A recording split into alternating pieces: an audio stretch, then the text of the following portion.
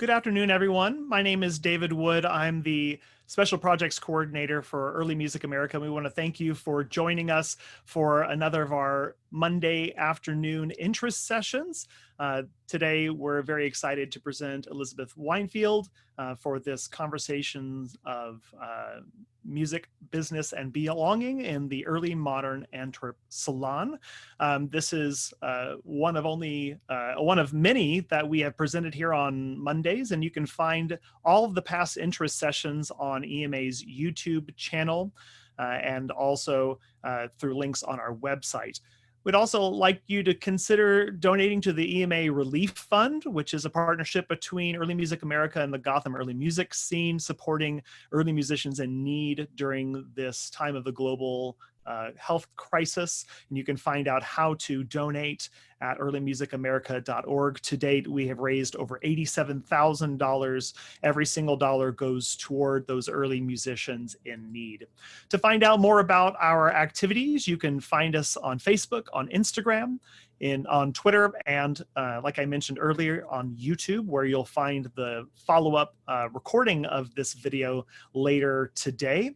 We'll also be posting that in our newsletter, eNotes, that comes out every Tuesday. We'll have that archived version in the issue that comes out tomorrow. If you don't receive the eNotes newsletter, you can text Early Music to 42828, and that will start your process, or you can go to the bottom of earlymusicamerica.org and click the button there to sign up for the newsletter. So without any further ado, this afternoon, I would like to welcome Elizabeth Weinfield of the Juilliard School, as well as the Ensemble Sonnambula, who is going to be our presenter this afternoon. Welcome, Elizabeth. We're very excited for this talk and for you to be here. Thank you so much, David. Hello, everybody. So we will be taking questions through the Q&A function on Zoom right now, and we'll be holding those till the end. So you'll just click on Q&A in the bottom of your screen if you're joining us via Zoom, and then just put that into the question and answer box.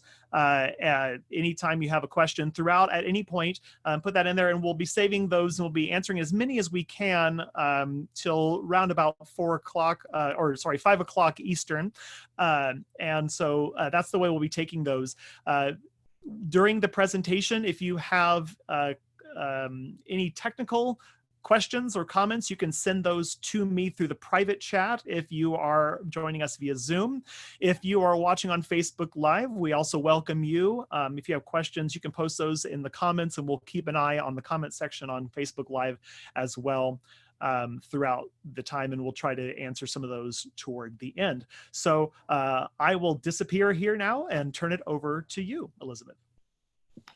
Thank you so much to you, David, to Early Music America, Karen Brooks, Executive Director of EMA, and the board for inviting me to speak today. I know I have a lot of colleagues and friends watching, so hello to everybody. And to those I don't know yet, hello to you too. I hope we can all meet and be together again very soon. But meanwhile, we're so thankful for this forum. The title of my talk today is Music, Business, and Belonging, and an Early Modern Antwerp Salon.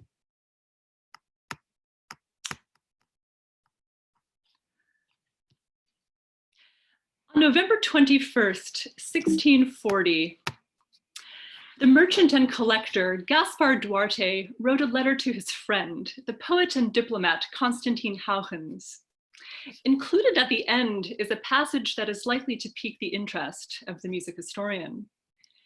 Gaspar writes, concerning the music, I would appreciate having a couple of these beautiful Italian and French airs. I believe that they were presented to you by a nobleman musician by the name of Varenne.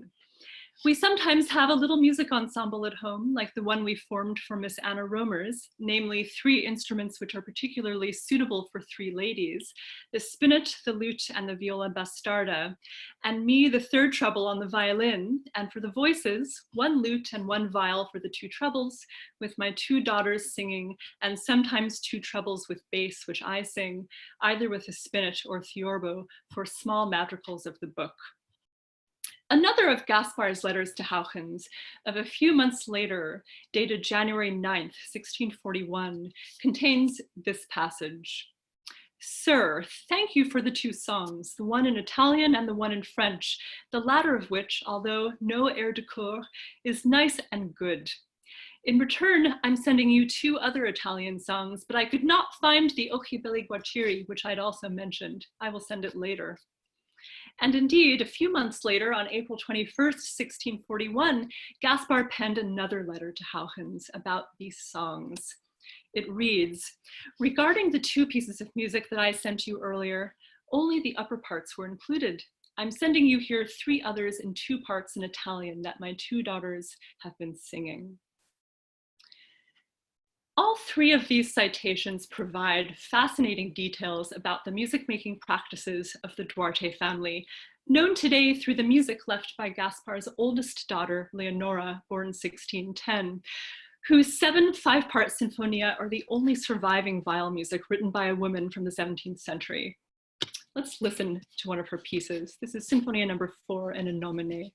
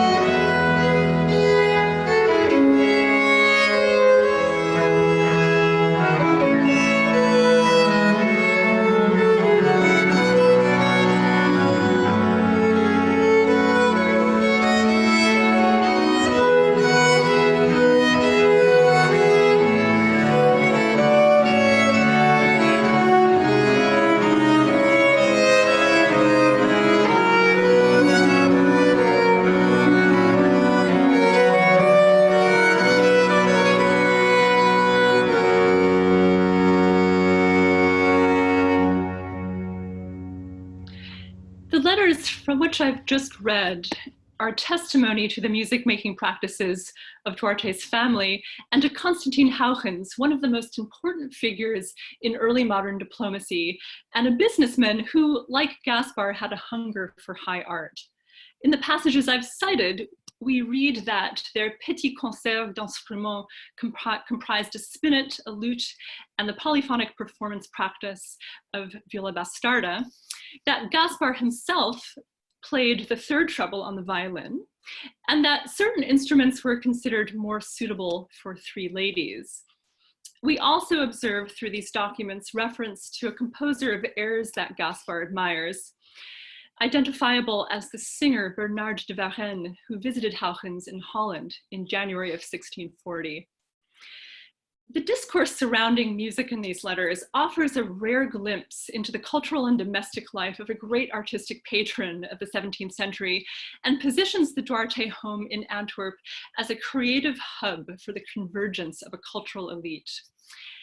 And here, incidentally, is the family in a portrait by González Koch from the 1650s, with Leonora pictured in the center here, holding a guitar. Here's Gaspar, Gaspar Jr., Diego Jr., who we'll hear more about in a moment. Her sisters, Francesca and Isabella, and her mother, Catherine, here. The correspondence is thus an important source document providing testimony of the sort prized by musicologists for its insight into music making in the domestic sphere. Passages such as these regularly take on a life of their own in the scholarly literature, where they persist in citations and recitations separated from the original context of the letters. All three passages, however, appear in letters that I want to argue today that are primarily concerned with business dealings.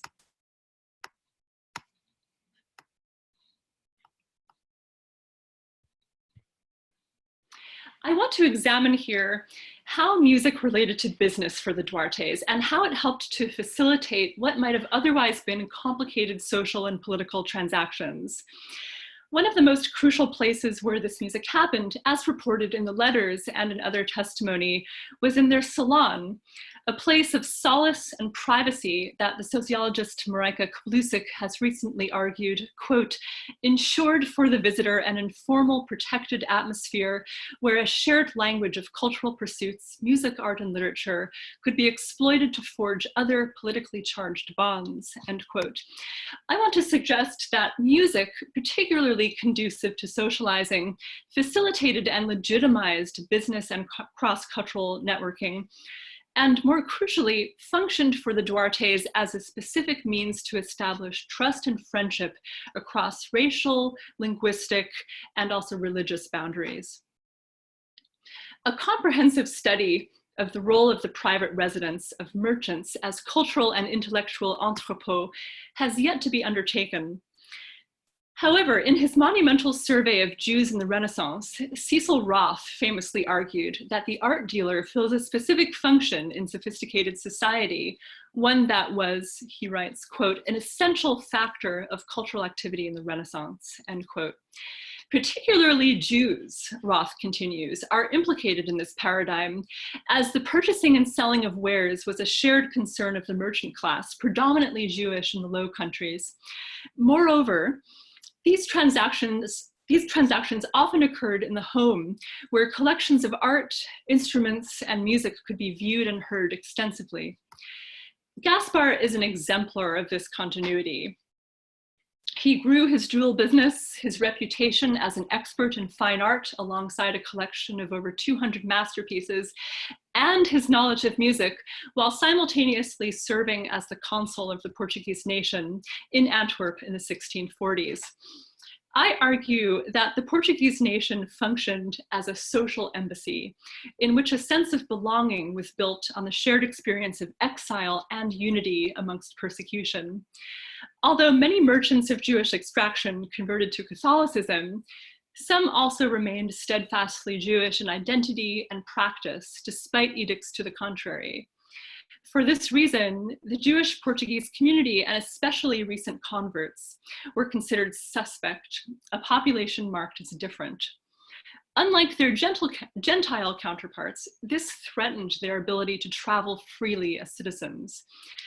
Despite the subordinate political position that converso merchants held in Antwerp, or perhaps because of it, no other group provoked as much existential anxiety amongst non-Jewish merchants simply by virtue of the fact that they were large in number and they were persistent and successful in their work and trade.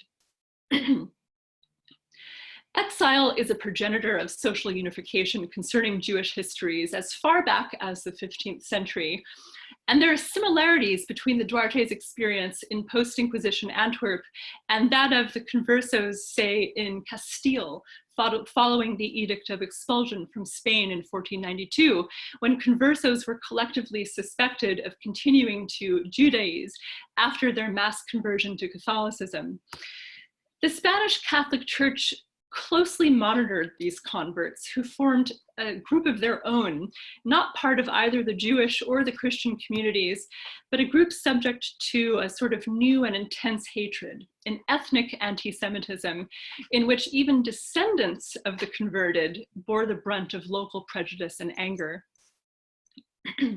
The Duarte too were united by a sense of exile within a community of other conversos, and this extended to their forging bonds with English royalists in exile themselves in Antwerp during the English Civil War. Leonora Duarte's superb musical abilities, which are documented in testimony from a number of English visitors to the home, served to bring together and unify disparate entities and diplomatize what could otherwise have been, at best, tenuous transactions between a Judeo-Portuguese family and their non-Jewish counterparts in a post-Inquisition world. The intersection between women's roles as musicians and as Jews in the Antwerp salons in this way, however, has not yet been thoroughly examined in the musicological discourse. The discursive uses of music in non-court, non-professional contexts by conversos alongside both the Jewish mercantile community and the Gentile elite contributes to our understanding of the domestic values of culture in a population otherwise marginalized. Reading Duarte's and Hauchen's letters as business communication illuminates the Salon as a business space, permitting the Duartes to benefit from shared experience predicated on the dissolution of social hierarchies. Far from just a simple reflection of a shared love of music, the Duarte-Hauchen's correspondence, which lasted over 40 years, is also indicative of the profoundly complex nature of the kinds of relationships forged between converso merchants in the Low Countries and the world around them. The merchant class of which the Duarte were a part was primarily comprised of Jewish immigrants from Portugal and Spain, yet the Duartes exploited the exclusivity of their social religious community to subvert the notion of nationhood, at once challenging the position of the converso merchant as a wandering, nationless minority and complicating a Gentile claim to national heritage. Their success bridged both worlds and was contingent on building, maintaining, and embodying the family's image as cultural heirs to the literary and artistic traditions of Europe. In their case, not only in a sort of bourgeois or even aspirational manner, but in achieving a mastery over artistic practice with which they impressed and really outshone their peers. Throughout their 40-year correspondence, Gaspar and Hauchens used art and music and the traffic of musicians and fine instruments to forge an international network that would grant Gaspar the connections he would need to distinguish himself as a businessman in a competitive industry. Gaspar established a large and international community that came together at his family's house concerts and that his son Diego continued to cultivate after his death.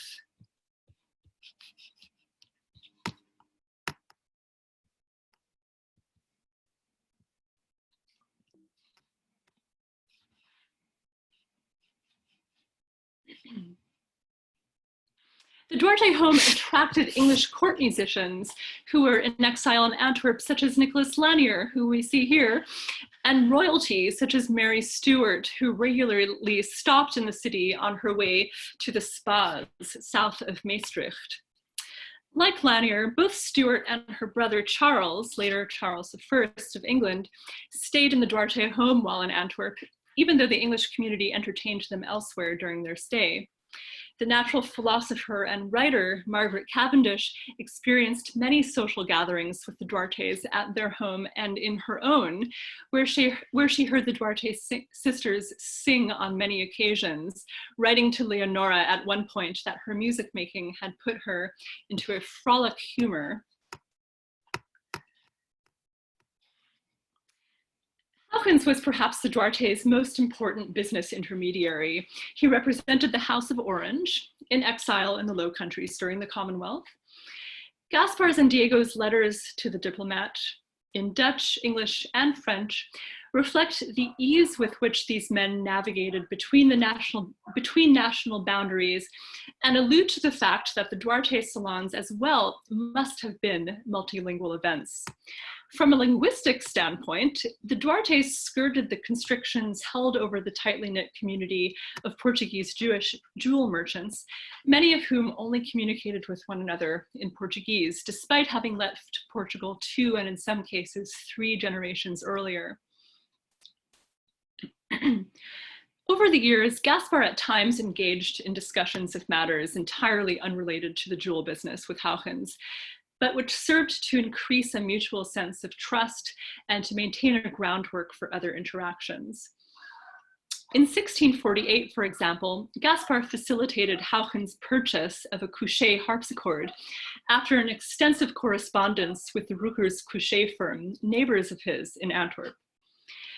Gaspar took an interest in instrument building and kept up with the developments of these makers, some of which were crucial, as we know now, in the history of harpsichord making. Huygens sent Gaspar in pursuit of a certain type of instrument for his collection, and in a letter from Gaspar of March 5th, 1648, received word that his friend had located, quote, a harpsichord with one full keyboard reaching to the lowest G.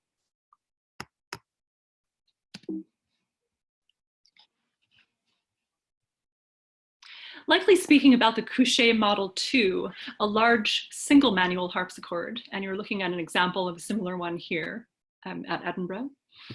The correspondence details an essential fact with regard to Couchet's instruments, that Couchet's single manual harpsichords usually had a range of 4 octaves from C with a short octave bass. We now know that as late as 1644, Couchet's partner Ruckers is known to have been making single manual harpsichords, the Couchet Model 2, with the range indicated in a correspondence with Gaspar Duarte. Gaspar's familiarity with the early days of the Ruckers Couchet firm and his expertise in the mechanics of the instruments likely are what encouraged Huygens to seek his counsel. Huygens' purchase of the very sort of instrument that Gaspar procured is proof that he trusted his friend's advice.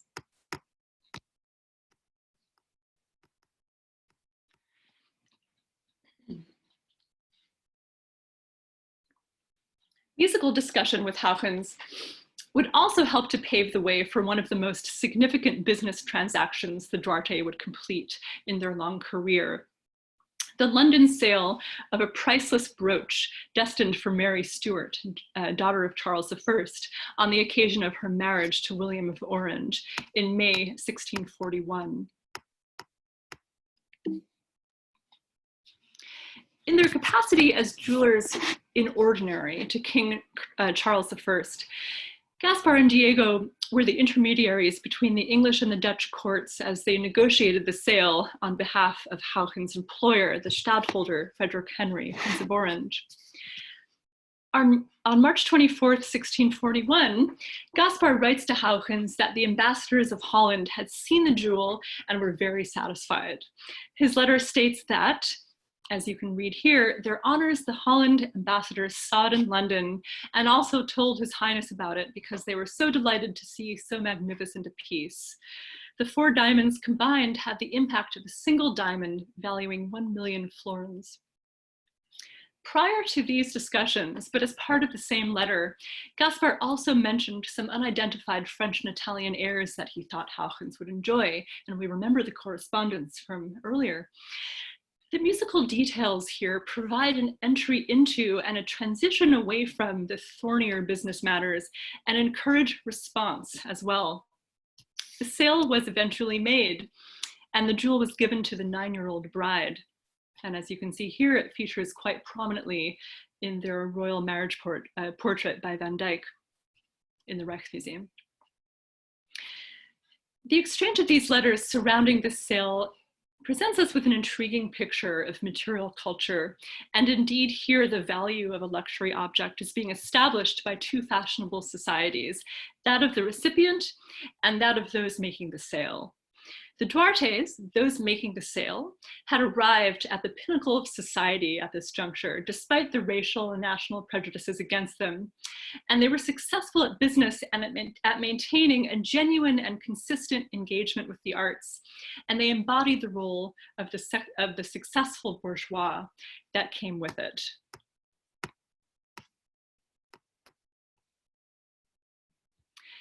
Though it appears savvy in print, Gaspar's musical connection to Huygens was an authentic point of contact, not based solely on business dreams.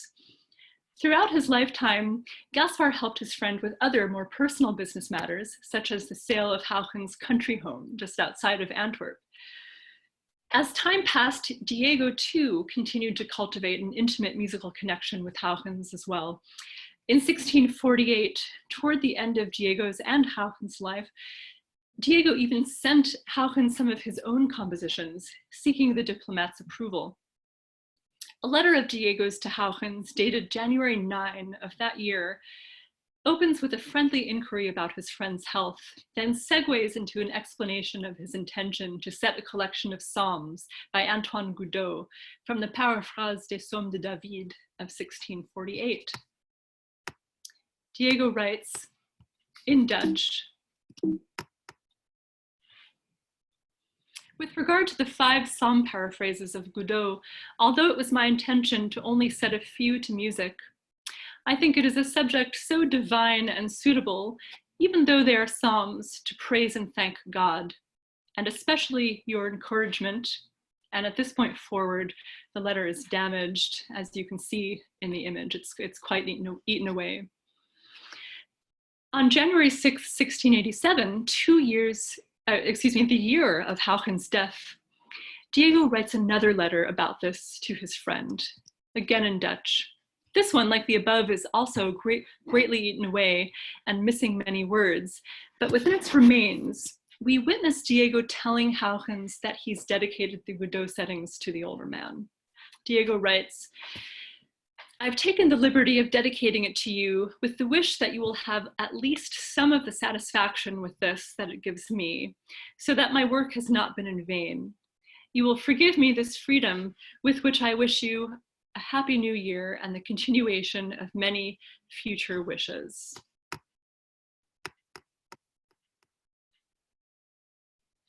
Diego's psalms to Huygens are a paean to his father's close friend and colleague, a man who was a key figure in 17th century cultural diplomacy and whose connections had greatly sustained his family's business and ensured their ability to give full purpose to their cultural pursuits.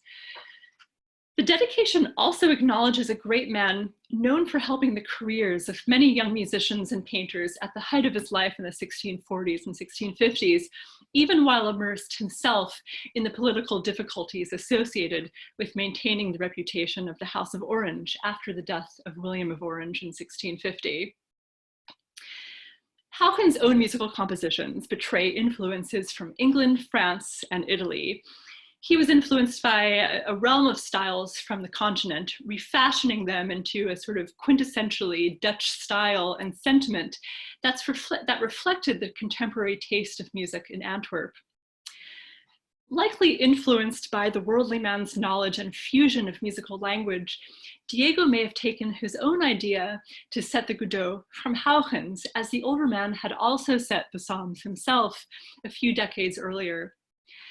However, while Huygens, a Protestant, had used the Latin Catholic edition in his setting, Diego maintains the original French of the Goudot, a fact that suggests that Diego's works were intended for the bilingual elite of his and his sister's circle and meant to be performed in the home.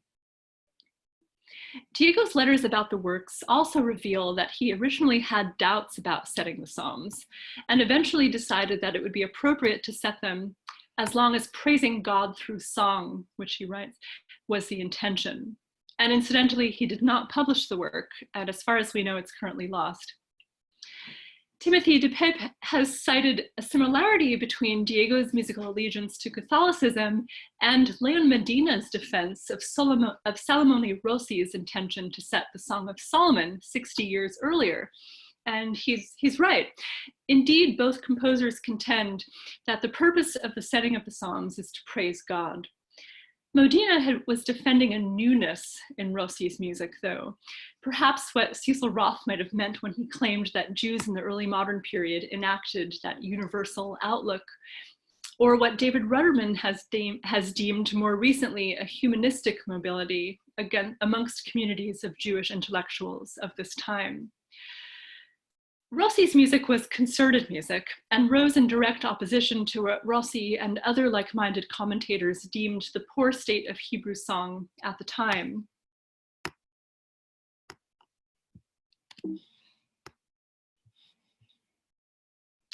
Modena wrote about this phenomenon in his foreword to Harishrim Asher Lishlomo by Salomone Rossi, excuse me, of 1622.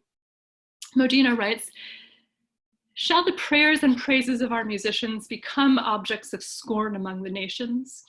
Shall they say that we are no longer masters of the art of music and that we cry out to the God of our fathers like dogs and ravens?" Modena acknowledges the poor state of synagogue music in his own time, and yet he implies that it wasn't always so. Later in the document, he argues that the rituals and the music of the Catholic Church had been derived from those of ancient Israel as a means of forging a connection between art music and Jewish identity. Diego may have felt compelled to defend his compositional decision on the heels of a comment that was made by Hauchen's daughter, Susanna, that un Juif, a Jew, was writing psalm settings.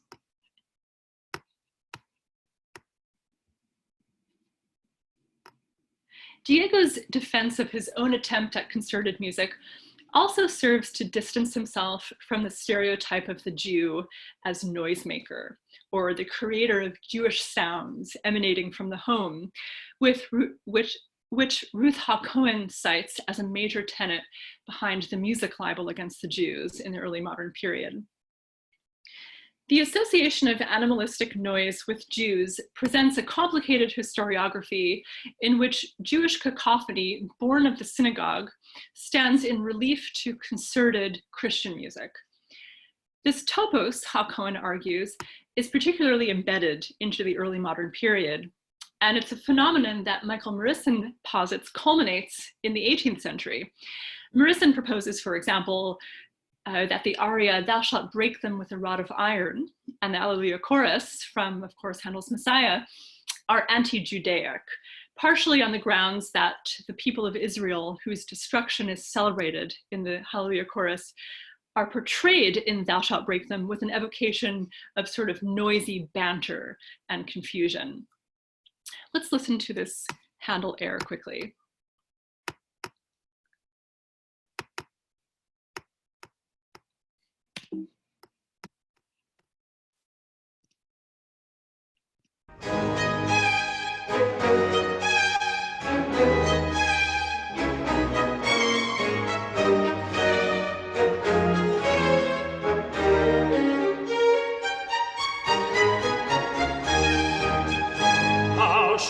Break them, thou shalt break them with a rod of iron. Thou shalt dash them in pieces like a potter's vessel. I'll stop it for now because I'm running a little bit short on time. And Morisson is not the only one to cite evidence of a Jewish performativity in the early modern world. By looking at the mechanics of Jewish stereotyping in early 17th century theater in Mantua, Emily Wilburn too has revealed that actors in the 17th century understood voice to carry ethnic and social markers, distinguishing Jewish meaning.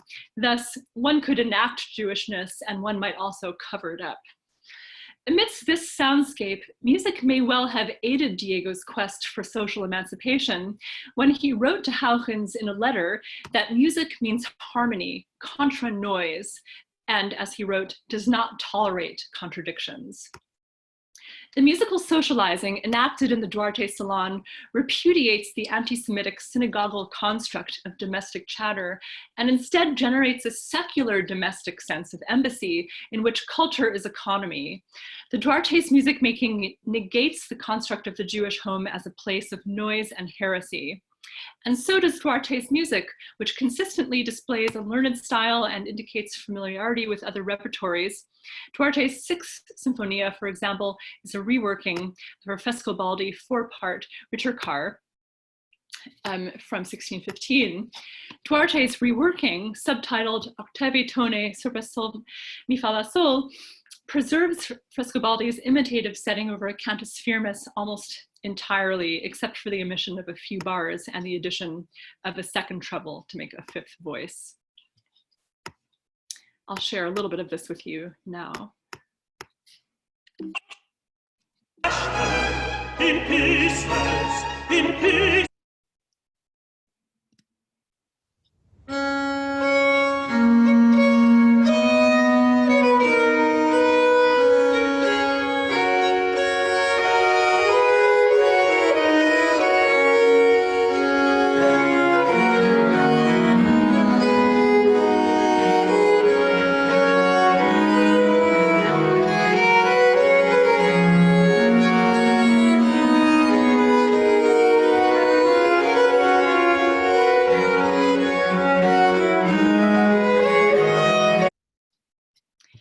On October 5th, 1641, moved after an evening spent listening to Leonora and her siblings perform at home, the English diarist John Evelyn recorded that in the evening I was invited to Senor Duarte's, a Portuguese by nation, an exceeding rich merchant, whose palace I found to be furnished like a prince's.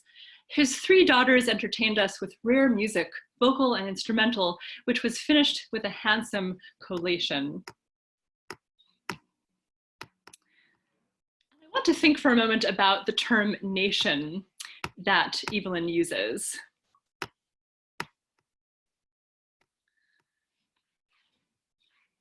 Throughout his career, Gaspar maintained connections with Antwerp's Portuguese community, which was primarily comprised of other Jewish immigrants who had come to the city in the late 16th and early 17th centuries, and who had also converted either upon leaving Portugal or on arrival in Holland. This community was unified socially under the aegis of the Portuguese nation, a term derived from the Portuguese term nação and originally applied to groups of traveling merchants who had taken up lodging in another city. Embassies were also referred to as nations in the early modern period, such that nation is at once a concept, a unifying marker, and also a place of convergence. Many members of the so-called Portuguese nation, like the Duarte, were merchants who helped to grow Antwerp's economy substantially. Most of them were conversos who, whether crypto-Jewish or practicing Catholic, were restricted in one way or another from participating in the guild system in any way, and thus from most trades and crafts. Portuguese Jews in both Antwerp and its neighboring city of Amsterdam attempted to build a community in spite of this. In Amsterdam, where the Dutch Republic granted Jews religious freedom, community was formed in large part by importing Sephardic rabbis from Italy, North Africa, and the Ottoman Empire, which forged a connection to a larger network of Jews in the diaspora. Many leaders of the Amsterdam Portuguese Jewish community adopted Sephardic surnames as a means of sort of reclaiming this Sephardic legacy as emigres. Conversos in Antwerp, who could not practice openly, also discarded their Hebrew names in favor of Sephardic ones, including the Duartes, whose surname was originally Aboulay in Hebrew, something we know from cemetery records. Gaspar's success in this community of exiles culminated with his service as the consul of the Portuguese nation in Antwerp, first in 1641 and again in 1646. Within this network, he was part of a mercantile community with a deep sense of belonging, one that Miriam Bodian has argued was tied to a sort of heroic self-fashioning in exile in the wake of suffering at a time when, she writes, quote, the very existence of a post-biblical Jewish tradition had been forgotten amongst Portuguese crypto-Jews within a generation of the reestablishment of the Portuguese Inquisition, end quote, and in which, therefore, the Inquisition, the forced exile from the Iberian Peninsula, the mass conversion, was crucial to a sense of belonging and to this next generation's founding mythology. Gaspar's involvement in this network, even while cultivating business connections outside of it, entitled him to benefit from an additional community of members unified by shared experience of past and present and the desire to preserve heritage. And these connections proved crucial to the success of his business endeavors.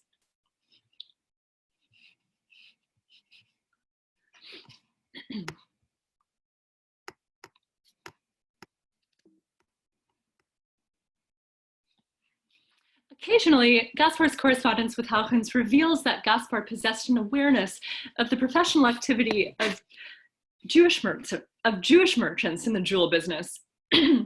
This knowledge may have given him an edge over his competition. The letter to Huygens of April 21st, 1641, that discusses the sale of the Stuart gem that I mentioned earlier, also contains the following information. Gaspar writes, although I understand that Mr. Alonso de Lope has already managed to sell His Highness 4 other pieces of expensive jewelry, nevertheless, I hope that your particular favor will have the power to be successful in this matter, since this is such an extraordinarily rare piece. Presumably, Gaspar refers here to Alvaro Lopez, a religious Jewish diamond merchant based in London, who is known to have advised many Jews who arrived in the city in the 17th century following the defeat of the Spanish Armada. Well aware of the climate around him, Gaspar intimates that there is an amount of urgency attached to the deal by mentioning Lopez. This information, when paired with his friendship with non-Jewish nobles, positioned him advantageously while conducting business in London, a major hub, incidentally, of the jewel business in the 17th century, due to the demand for high-quality jewels from noblewomen returning from exile and who needed them to wear at court. Travelers to London around this time report to have encountered people openly practicing Judaism. Lopez himself held religious services in his home at a crucial time when London was just re-acknowledging its Jews. A community of about 1,200 at the time is charted in London. Gatherings of an ambassadorial sort that included several prominent physicians and theologians.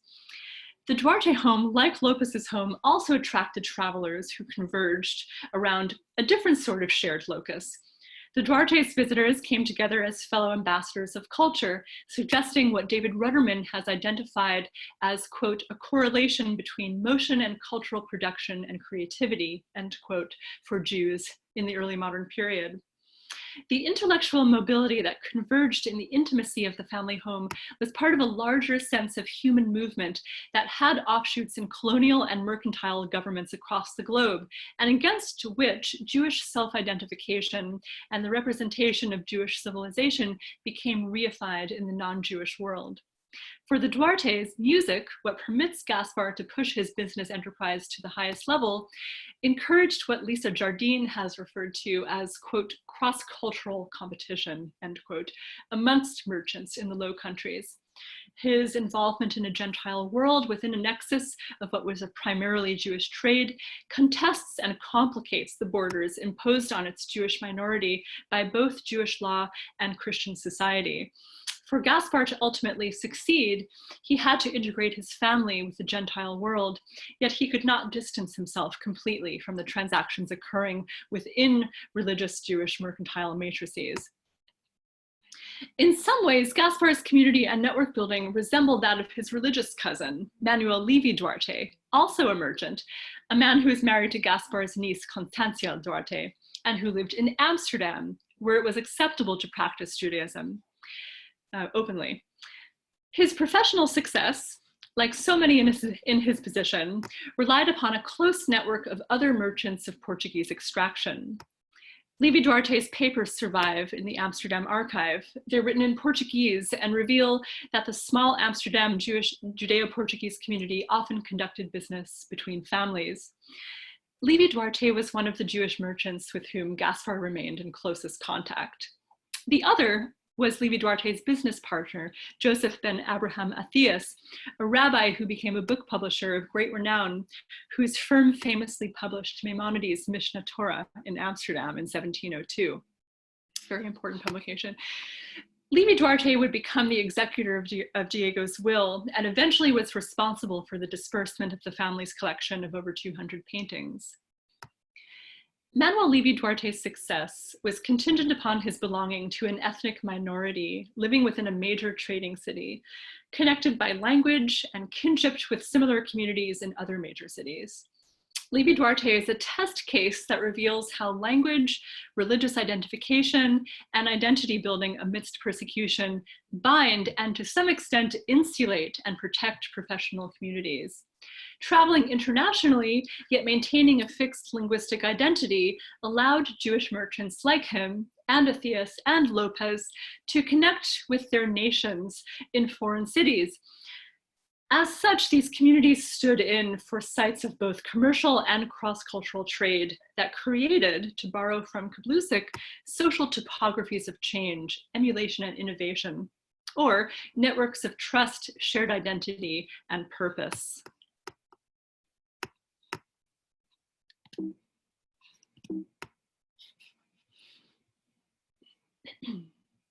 In spite of this, Levi Duarte was limited in his ability to engage in the artistic and musical small talk perfected by the Antwerp Duartes.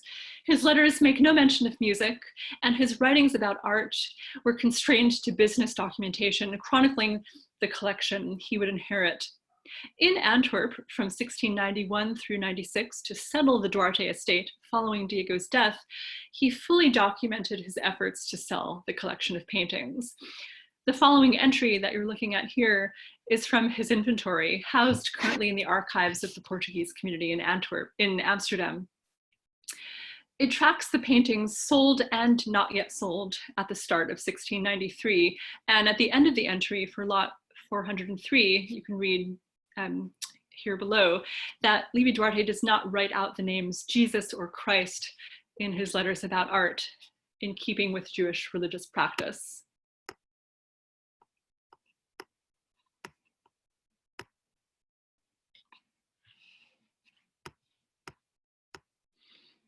This is in direct contrast with both Gaspar and Diego's practice and correspondence.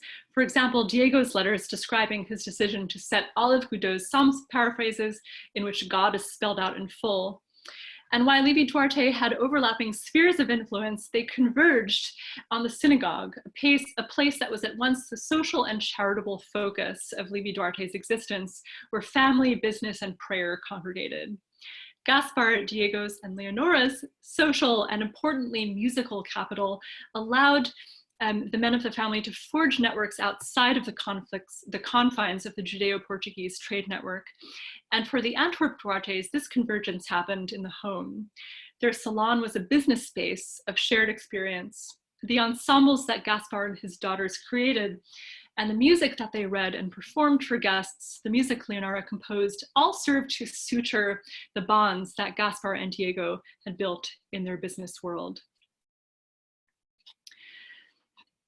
At their home, in conclusion here,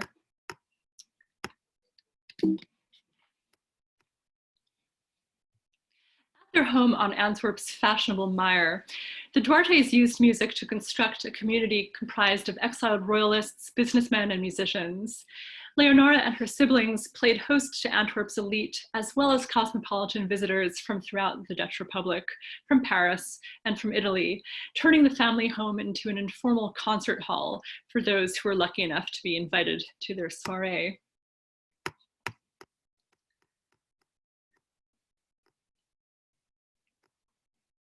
Music presented common ground for the Duartes and their stakeholders and granted them access to an international community of outsiders, permitted them acceptable interactions with others, and ultimately meant that their place in society extended beyond that of racial signification.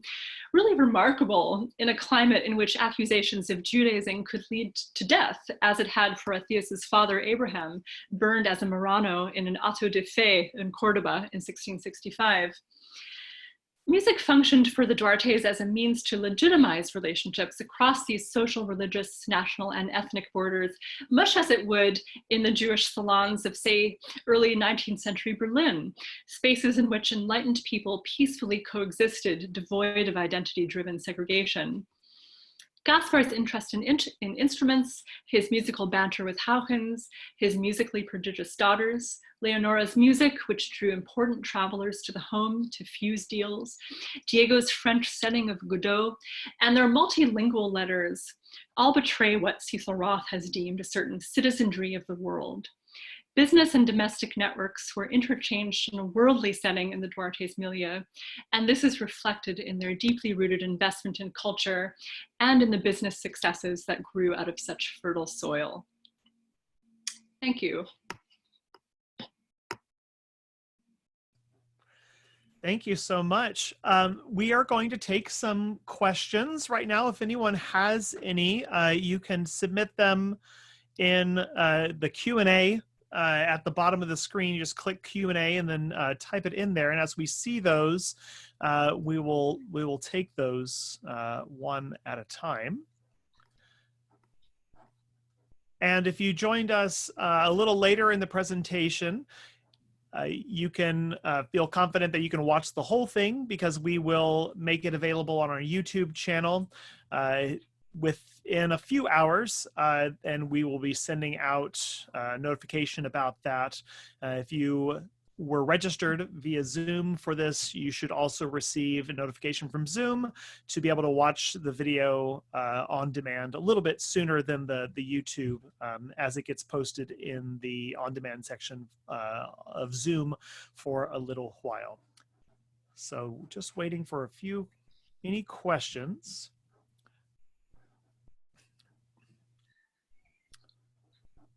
Oh, apparently the Q&A is not seeming to be. So if you have a question, you can type it in the chat. If you can't get the Q&A to work, others are having difficulty with the Q&A for some reason here. We have a question here. Can you talk about your research and how you undertook it? That's a great question. I have not done myself archival research. I have accessed letters, inventories, archival documents through digital sources. So this is newly a possibility in the last few years. However, all of the synthesis and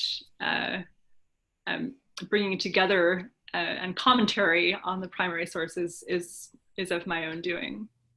But there's so much more to see, and in the next few years, I hopefully, once we're all traveling again, I'll be doing more research in Antwerp and probably Amsterdam as well. Can you talk a little bit about Leonora's music, how her music compares stylistically to contemporaries? To contemporaries, I see. It's a very interesting mixture of things. So there are only 7 pieces that survive. Some are very English in style. Some are based on source material. Some sound a lot like mid-17th century Italian music that finds its way to Germany. And then there are also similarities to Dutch and Flemish music that we know would have been circulated through chansonniers in the Low Countries. So she's an adept student. She likely was taught by John Bull, English, of course, composer, who worked as the director of music at Antwerp Cathedral. Also, we know that Nicholas Lanier stayed in the Duarte home for a while he was in exile, and so it's likely that she and her siblings would have learned from her as well. So we really see a strong English influence in the music, but it's very international. That's really the point that I like to drive home in parts of my work where I talk more closely about the music, is that it's not sort of just English music, it's quite international. Well, and that's then a question that's related. You mentioned how her sisters may have also received that. Are there other female composers in this family? Not that we know of. We know that Francesca, her sister Francesca, played the harpsichord. They likely all played all of the instruments cited in documents such as those that I've read, but we don't know for sure. As a viol player myself, I find Duarte's pieces very violistic, so I assume that she played the viol. We don't have any inventory from the Duarte home, but we do have inventory from the Cavendish home, William and Margaret Cavendish, English royalists in exile in Antwerp, lived around the corner from the Duarte family, and we know through correspondence that they made music together regularly. So we don't have any inventory from the Duarte home, but we do have inventory from the Cavendish home, and we know through letters that the Duarte family borrowed music books from the Cavendish library. So we can start to put together a little bit of information, and we know that the Cavendishes owned a number of viols as well. So it's fairly likely that she played the viol. There are letters that talk about Francesca coming down with bleeding fingers from having practiced the harpsichord for a long time that day, and so on. I'm assuming they are mentioning the physical home, but does the Duarte home still exist? No, the building was demolished, I believe, at the end of the 19th century. Is that right? Early 20th? End of the 19th century. It was on a large street in Antwerp, right near what is now the Rubens House, the Rubens Museum, which was actually originally Rubens' house, which Margaret and William Cavendish lived in after Rubens did. It's a sort of busy shopping street, but no, the home is not there anymore. We have a moment for any last minute questions. That's all that I see right now, but if you have any last minute questions, we can take those right now. While waiting, giving a moment here, I'll just draw everyone's attention once again. If you have the opportunity to help support early musicians in need during this global health crisis, the Early Music America Relief Fund is supporting early musicians in need. You can find out how to donate at earlymusicamerica.org. Every single dollar goes toward musicians in need. Over 300 have already received aid, and I'm sure actually that number is larger than that because we recently had another round of applications. And it's very helpful, and we appreciate everyone who has given thus far. And you can find out, once again, information at earlymusicamerica.org.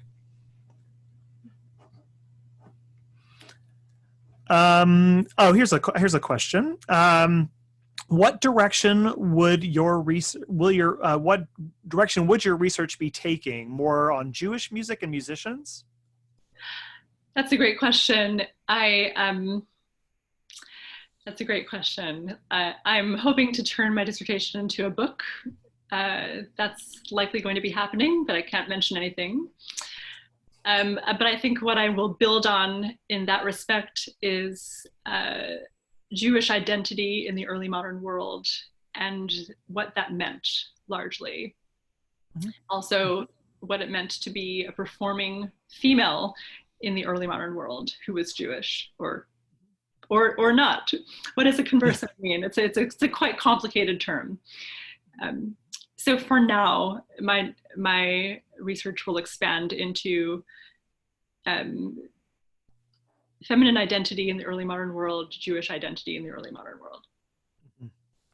And for any of you who did not have the opportunity about 4 weeks ago to attend Rebecca Sipas's presentation, she talked about Salon culture, and particularly in a Jewish household, of Sarah Levy, and you can find that on our YouTube channel. It's youtube.com/EMA Early Music America altogether. You can find that on our website as well if you're interested in tangentially related material about this as well. Are there any online resources or archives you would recommend? For what specifically? To find out about the Duarte family? I think I think that's what the question is asking. Yeah. One can look through some of the letters on early modern manuscripts online. There's a Dutch resource that was put together by Rudolf Resch, which is wonderful, with transcriptions of the letters. They're mostly, though, transcribed in their original language. Mm-hmm. So if you're curious about perusing, well, 17th century correspondence generally, who's not? I would recommend those. I can send them to David, and David can send them around. Mm-hmm. We can make sure we could put that in the description on the YouTube video when we get that posted, and any other information that's pertinent to that, as well as mm-hmm. Not to be that person, but also my dissertation is online, yes, and one can read that too. Wonderful, wonderful. So I'm seeing no other. Oh, one other question, one more technical question. Are there birth certificate documents specifically for Jewish people in the 1600, 1700 Europe? That's a very complicated question because of conversion. So there's no direct answer. It depends on the person. It depends on their place of origin. Mm-hmm. Mm-hmm. Well, Elizabeth Weinfeld, we want to thank you so much for your presentation today and for spending time with us here on another one of our interest sessions. We'll have this up later today, and also contact information is available for that, so that if anyone has any other comments or questions, you can reach Elizabeth through the Juilliard School, and her information will be available through there as well. We want to thank you so much for being here. Do join us next Monday. We have Michael Delphin, who will be presenting on historical performance concepts in Brahms Handel variation. So that'll be a very different kind of talk next Sunday, or next Monday at the exact same time as this. So thank you very much for being with us today. And thank you once again, Elizabeth, for joining us. Thank you, David. And thank you to everybody who tuned in. Okay. If you want any more information, please feel free to email me, eweinfeld@juilliard.edu, or get in touch with David, and they can pass my info on. Wonderful. All right. Thank you, everyone. Thank you for joining us.